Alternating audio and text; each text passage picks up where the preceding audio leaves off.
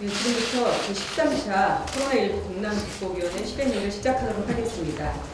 먼저 코로나19 국난극복위원회 이인영 총괄본부장님의 모두 발언을 듣겠습니다. 올해부터 공식 선거운동이 시작됩니다. 그러나 선거운동보다 국민의 안전과 삶이 훨씬 중요합니다. 민주당은 공식 선거운동 기간에도 우리 국민의 안전과 생업을 지키기 위한 국난 극복 지원 활동을 쉼없이 전개하겠습니다. 어제까지 전국에서 6,600여 명의 민주당원이 국난 극복 지원에 참여했습니다. 민주당 차원의 자원봉사 활동도 429회에 이릅니다. 봉사활동 내용은 면 마스크 만들기, 헌혈, 도시락 배달, 지역 환경 미화 활동 등 매우 다양했습니다. 전국에서 국난 극복 지원에 힘을 모아주신 당원 여러분들께 감사드립니다. 민주당은 국난 극복과 총선이라는 두 개의 과제에서 정성을 다하고 반드시 이기겠습니다. 우리의 진단 키트가 미국에 본격적으로 수출됩니다. 어제 미국 정부가 FDA 긴급 사용 승인 절차를 거쳐서 우리 진단 키트 3종에 대해서 미국 수출이 가능하게 됐다고 알려왔습니다. 우수한 성능이 입증된 우리 진단 키트가 코로나와 싸우는 전 세계인들에게 큰 힘과 용기가 되어주길 바랍니다. 마스크 수급 상황도 크게 호전되고 있습니다. 지난주에 마스크 1억 1,060만 장이 공급되었고 수도권 약국의 75%에서 대기하는 줄은 크게 줄었다고 합니다. 3월 첫째 주보다 51%가 늘어난 공급량입니다. 그러나 여기서 멈추지 않겠습니다. 우리 국민 중에 마스크를 사기 위해서 줄 서는 분이 단 한 분도 없는 상황이 될 때까지 민주당은 최선을 다하겠습니다. 내일부터 모든 입국자에 대한 14일간의 격리가 의무화됩니다. 해외 유입에 대한 국민의 걱정을 저는 계기가 되길 바랍니다. 우리 함께 조금만 더 힘을 내자고 국민 여러분께 다시 호소드립니다. 어제까지 완치율이 54.1%에 달했지만 소규모 집단 감염과 해외 입국자 확진자가 계속되고 있어서 아직은 방심할 수 없는 상황입니다. 모두가 힘든 시기이지만 조금만 더 인내하면서 함께 이 고비를 넘어서야 합니다. 민주당은 계속해서 정성을 다해 나가겠습니다. 긴급 재난지원금 지급 방안이 확정되었습니다. 기대에 다소 못 미친다고 하는 분들도 계시지만 긴급한 어려움에 빠진 분들을 돕는 우선적인 조치로 받아들여 주실 것을 요청드립니다. 민주당은 이번 조치가 꼭 필요한 분들에게 충분한 도움을 드리는 완성된 대책이라고 생각하지는 않습니다. 재정 여건을 감안하고 더 확산될 경제 위기에 대비해서 재정 여력을 비축하려는 현실적 고려가 있었습니다. 그러나 저 역시 좀 아쉽습니다. 장기전에 대비해 경제 상황을 더 예의주시하고 필요한 경우에 언제든 다시 긴급한 대책을 세울 수 있도록 비상한 준비를 결코 소홀히 하지 않겠습니다. 국민의 생활 안전보다도 더 중요한 가치는 지금 이 시점 없습니다. 민주당은 국민의 삶을 지키는 일이라면 언제나 주저없이 전면에 나서겠습니다. 보편적 지원이나 선별적 지원이냐, 또 예산 재정 조정이냐, 아니면 추가 예산 편성이냐 등등을 둘러싸고 많은 논란이 있다는 사실을 잘 알고 있습니다. 그러나 비상한 상황인 만큼 지금은 충분한 토론은 물론이고 더 비상한 조치가 우선이어야 합니다. 민주당은 당장 필요한 긴급한 결정을 해나가면서도 다른 한편에서 고집 부리지 않고 야당을 비롯한 각계의 의견을 경청하겠습니다. 야당의 건설적인 제안에 귀를 열고 또 충분히 듣겠습니다. 그리고 결정이 필요할 때는 포기하지 않고 책임있게 결정하겠습니다. 이번에 긴급 재난지원금을 편성하면서 세웠던 몇 가지 원칙만 더 말씀드립니다. 첫째, 최대한 많은 분들을 지원하기 위해서 노력했습니다. 50% 국민을 대상으로 하지 않고 70% 국민에게 혜택이 돌아갈 수 있도록 한 이유가 그것입니다. 두 번째로 어려운 분들을 우선 지원하기로 했습니다. 100% 국민 모두에게 지원을 하지 못하고 70%의 국민들에게 지원을 한 이유로 받아들여 주시면 좋겠습니다. 상대적으로 생활에 여유가 있는 분들께서는 조금은 어려운 이웃을 위해서 인내해 주실 것을 요청드립니다. 셋째, 중앙정부와 지방자치단체가 협력하도록 했습니다. 그러나 중앙정부가 더 많은 노력을 하고 더 큰 부담을 져야 하는 것은 사실입니다. 지방자치단체도 중앙정부의 정책이 시도민에게 잘 전달될 수 있도록 적극 협력해 줄 것을 요청드립니다. 네 번째는 입체적인 지원 정책을 펴고자 했습니다. 코로나 사태가 경제에 미치는 영향은 전방위적이기 때문에 하나의 정책으로 해결하기는 쉽지 않습니다. 어제 긴급 재난지원금과 더불어 4대 보험 부담금에 대한 일부 감면 및 유예 정책을 함께 발표한 이유입니다. 향후에도 우리 국민들의 민생과 소중한 일자리를 코로나19로부터 지키기 위한 정책을 펴는데 우리 당은 주저하지 않겠습니다.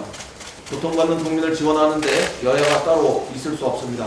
하루빨리 국민에게 현금을 전달하는 것이 무엇보다 중요합니다. 정부는 즉시 긴급재난지원금 지급을 위한 2차 추경안을 준비하고 또 제출해 주십시오. 이 과정에서 야당과도 충분히 협의해 주실 것을 요청합니다.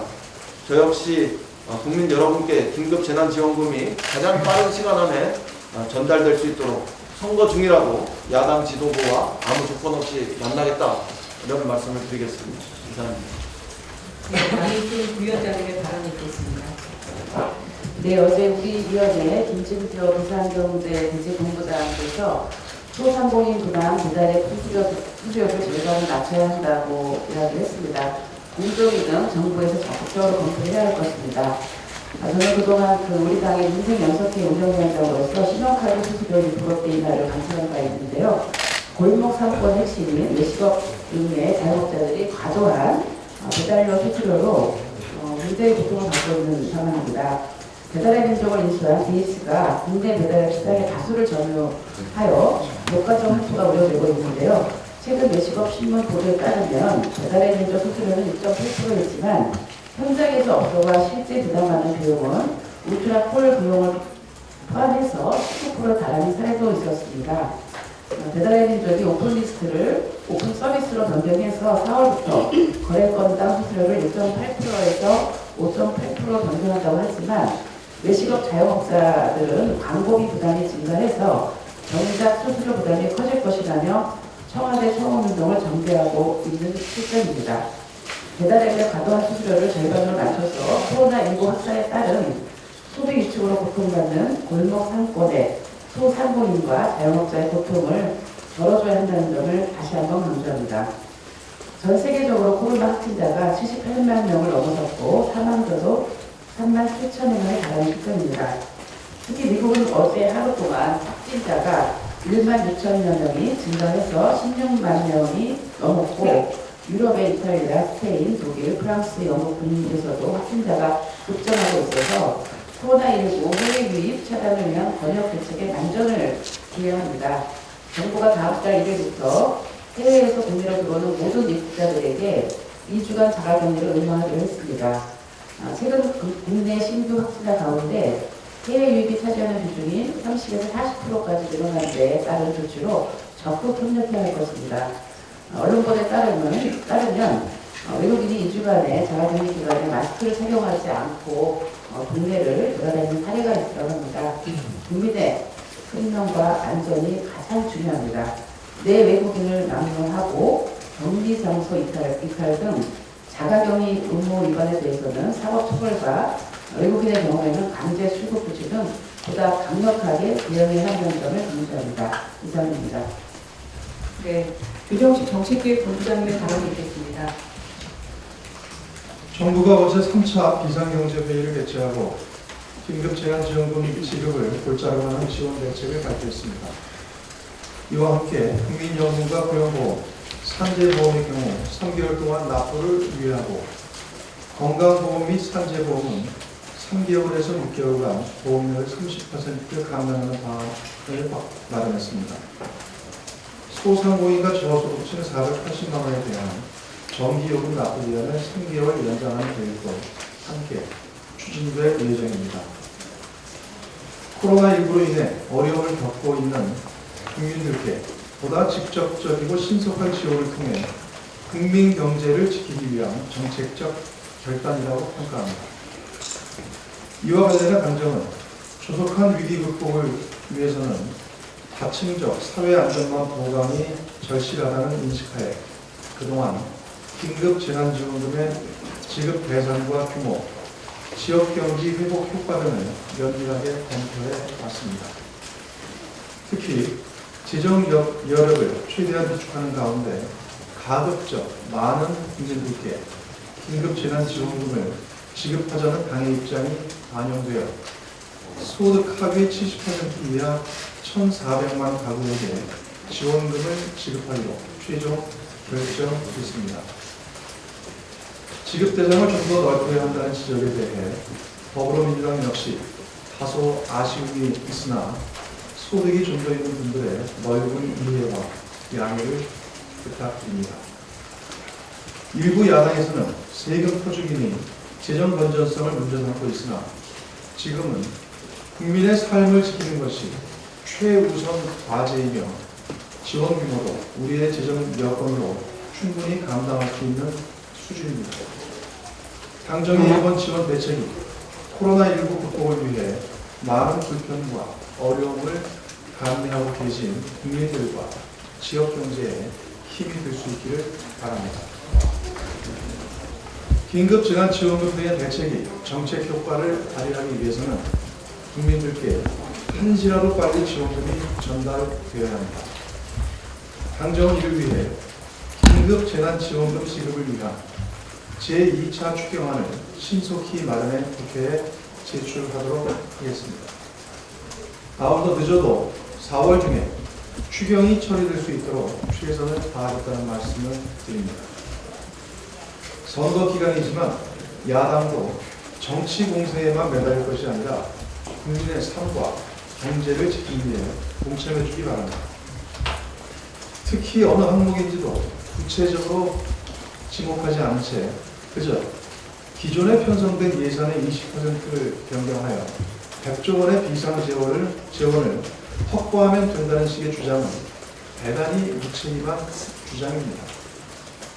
전체 예산에서 의무 지출 및 경직성 지출이 차지하는 규모가 3분의 2며 재량 지출은 3분의 1에 불과합니다.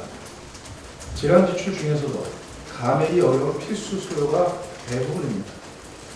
이러한 재정 여건에서 미래통합당은 어르신 일자리, 장애인 지원 등 취약계층 예산을 깎겠다는 것인지, 아이들 교육비와 돌봄 예산을 깎겠다는 것인지, 중소기업, 소상공인 지원 예산을 깎겠다는 것인지, 아니면 수출, 투자, R&D, 소재 부품 장비 산업 육성 등 경제 활력 예산을 깎자는 것인지 분명히 답해주기 바랍니다.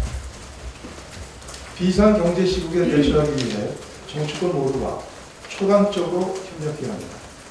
더불어민주당은 야당의 건설적이고 합리적인 주문에 대해 얼마든지 열린 마음으로 진지하게 논의할 준비가 되어 있습니다. 야당도 뜬구름 잡는 이야기나 국민을 현혹시키는 무책임한 주장을 지양하고 위기 극복에 힘을 모아줄 것을 당부합니다. 이상입니다. 네, 이상희 질병본부장께 발언 듣겠습니다. 네, 상황이 장기화되면서 우리 국민들은 대중교통 등에서 마스크 생활을 하고 사회적 거리 힘쓰는 등 보건당국의 요청에 정말 놀라울 정도로 잘 협조해주고 계십니다. 우리나라의 그 방역 시스템뿐만이 아니라 이러한 국민들의 자발적인 참여, 국민들이 정부에 대한 정부 신뢰 이런 부분들이 전 세계적으로 코로나19를 위해 대한민국이 성공 모델로 주목받고 있습니다. 여론조사에 의해서도 그렇고 우리 국민들이 대다수는 정부가 잘하고 있다, 그리고 앞으로 잘할 것이다 라고 하는 신뢰를 갖고 계시고, 최근에는 저희를 만나는 지역 주민들도 보면 대한민국 국민으로서의 자부심까지 느끼고 계신 것 같습니다. 그렇지만 상황은 참 녹록지 않은 것 같습니다. 전 세계의 팬데믹 현상은 우리가 아무리 노력을 한다 하더라도 장기전으로 갈 수밖에 없는 그런 여건을, 환경을 갖고 있는 것입니다. 그렇기 때문에 정부에서도 앞으로는 방역 전략에 대한 수정을 고민을 하고 있고요. 무엇보다도 미국, 유럽 등 외부에서 들어오는 영유입에 대한 적극적인 조치가 필요한 것 같습니다. 방역당국은 이런 우려를 대비하기 위해서 14일간 모든 국가에서 들어오는 입국자를 자가격리를 하고 머물 곳이 없는 외국인에 대해서 정부가 격리시설을 유상으로 제공하고, 그리고 그동안 자가격리 없이 능동감시만 했던 단기치료도 원칙적으로 자가격리를 하는 등 적극적인 조치를 했습니다. 그럼에도 불구하고 국민들께서는 외국인이 굉장히 많이 유입되는 것이 아닌가에 대한 걱정들을 하고 계십니다. 29일 밤을 기준으로 해서 9시를 기준으로 해서 보면 총 입국자가 6,721명인데요. 그 중에서 외국인이 1,877명이었습니다. 그런데 총 입국자 중에서 입국 과정에서 발견된 유증상자가 290명이고 유증상자 중에서 외국인이 13명으로 4.5%를 차지했습니다. 이것은 대체적으로 보면 그 유증상자 외국인들이 굉장히 소수이다라고 하는 것을 나타내주고 있고, 우리 국민들께서 걱정하듯이 증상이 있는 외국인들이 대거 유입이 되는 것이 아니라 우리 국민들께서 외국에 계셨던 우리 국민들께서 들어오신 거라고 하는 것을 보여주는 것입니다. 그러나 어쨌든 현재 수준으로는 좀 걱정스러운 것은 사실입니다. 무엇보다도 자가격리자에 대한 적극적인 관리가 주요 관건이라고 볼 수 있겠는데요. 자가격리의 효율성을, 실효성을 높이기 위해서 지금까지 했던 강력한 조치에 더해서 한시적인 입국 제한이나 항공 제한, 그리고 경보장치, 자가격리자 위치 정보를 수집이라든가 이런 부분들에 대해서 좀 고려할 필요가 있지 않나 싶습니다. 그리고 정부, 지자체, 군, 경찰 등 모두 협조해서 충분한 인력을 확보해야 될 것이라고 봅니다. 장기전으로 가면서 또 우려되는 것이 하나가 의료진 문제입니다. 의료진의 피로도가 정말 급격하게 높아지고 있습니다. 번아웃 상태라고 하도 과언이 아닌 그런 상태인데요. 노동 강도를 조절하고 충분한 휴식을 확보할 수 있도록 심리적 방역에 힘써야 하겠습니다. 또한 행여라도 의료진 감염이 확대되지 않을까 걱정하는 목소리가 크고, 실질적으로 당사자들의 걱정이 큽니다. 의료진 감염이 확대되면 감염 확산뿐만 아니라 방역 시스템 자체에도 심각한 위해가 발생할 수 있어서 사전에 차단할 수 있는 조치가 필요합니다. 의료진 감염 예방을 위해서 질 좋은 개인보호 장비 물량을 충분히 확보하고 감염 차단을 위한 안전시설도 갖출 수 있도록 정부가 적극적으로 지원해 주기 바랍니다. 현재 방역에 투입되어 있는 의료진들의 역량을 고려해서 장기적인 계획을 짤 필요가 있습니다. 앞서서 말씀드렸다시피 이 코로나19 사태가 이제는 장기적으로 전략을 변화하는 해나가야 되는데, 이때를 대비해서 추가로 투입할 가능한 의료진도 확보해주는 것이 굉장히 중요합니다. 그리고 무엇보다 의료진들의 사기 진작을 위한 충분한 보상책을 마련하는 것이 중요하고, 기존의 의료기관 종사자를 포함해서 적절한 보상이 이루어지도록 정부가 적극적으로 계획하고 지원을 해주기 바랍니다. 앞서서 말씀드렸다시피 이 코로나19는 단시일에 우리가 종식되어 있는 어려운 상황에 도래했습니다. 이제 우리가 장기전에 맞는 그런 전략을 정부가 적극적으로 수립할 거라고 생각합니다. 이상입니다. 네, 감사합니다. 지금부터 회의를 비공개로 전환하겠습니다. 언론인 여러분 학교를